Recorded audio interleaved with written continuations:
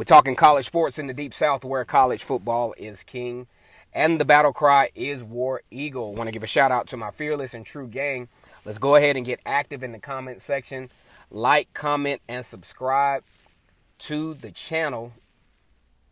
Like this video, comment to the video, War Eagle. Now, the big news, the storyline for spring football for 2019, one, didn't have nothing to do with football. Auburn Tigers basketball team made it to the Final Four this year, kind of keeping spring football under the wraps for the most part. I mean, we kind of peek over there and see what was happening. But for the most part, all eyes was on Bruce Pearl and the Auburn basketball team. So now as Auburn suffered that heartbreaking loss against UVA, University of Virginia, the eventual national champions a couple of nights ago.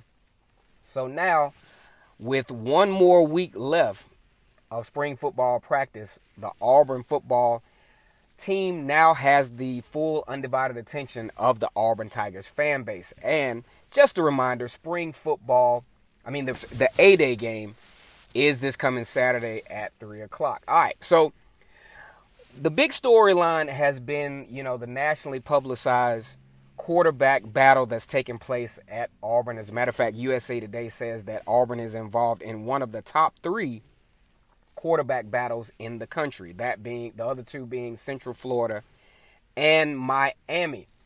Now you got to think, I got this from a subscriber. You got to think that this thing could have some, adverse effects to a certain degree on the receivers. As a matter of fact, the subscriber, just to kind of paraphrase what the subscriber commented, he was saying, Joey Gatewood probably would be the guy for, to start at quarterback because the receivers have been basically playing inconsistent. So I kind of read it, and then I thought about it. Okay. There is a possibility when you think about all the elements involved in this whole thing. First of all, you got a brand new offensive coordinator.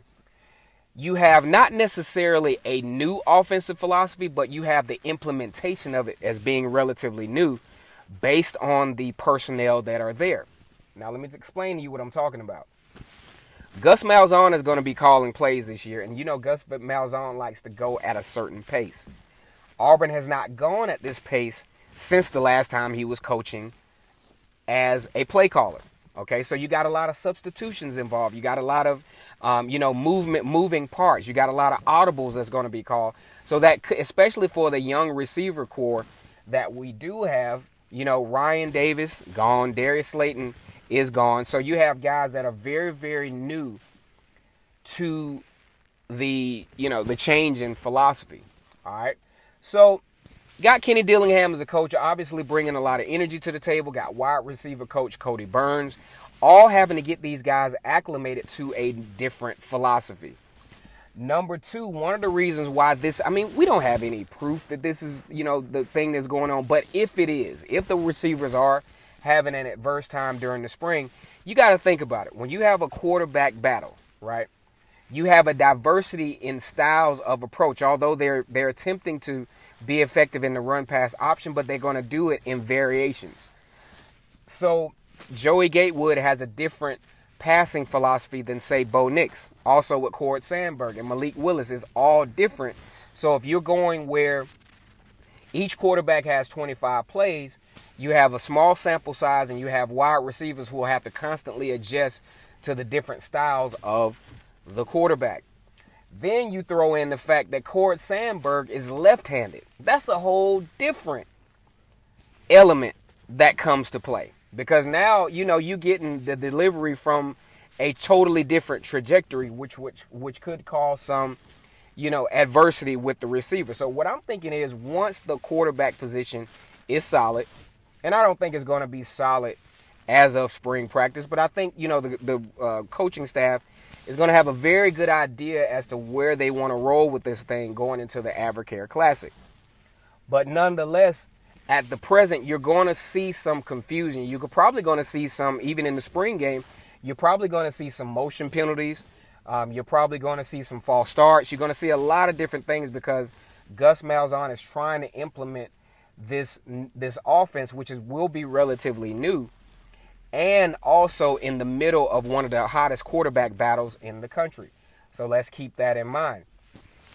Also, going into the spring game, you're also going to have to factor in the fact that the wide receivers are going to be asked to block a little bit more than they were under the Chip Lindsey offense.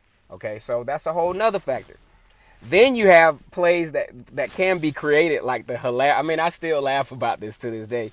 The play where Sammy Coates snuck out into the flat against Alabama, and Nick Marshall kind of drew him in and then just kind of tossed it over the heads of the Alabama defense on for a touchdown. Those are the types of plays that will be created by this run-pass option. But I wouldn't get too bent out of shape yet about how the receivers are performing in spring practice, because it's probably due to just the changes that are taking place with coaching philosophies.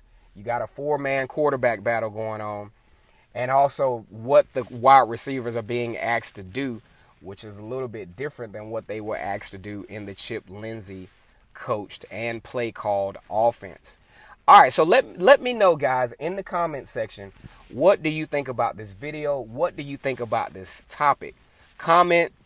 If you know some guys that really, are just thirsty for some Auburn content, I come on pretty much every day, sometimes multiple times per day.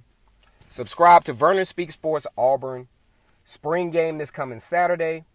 War Eagle.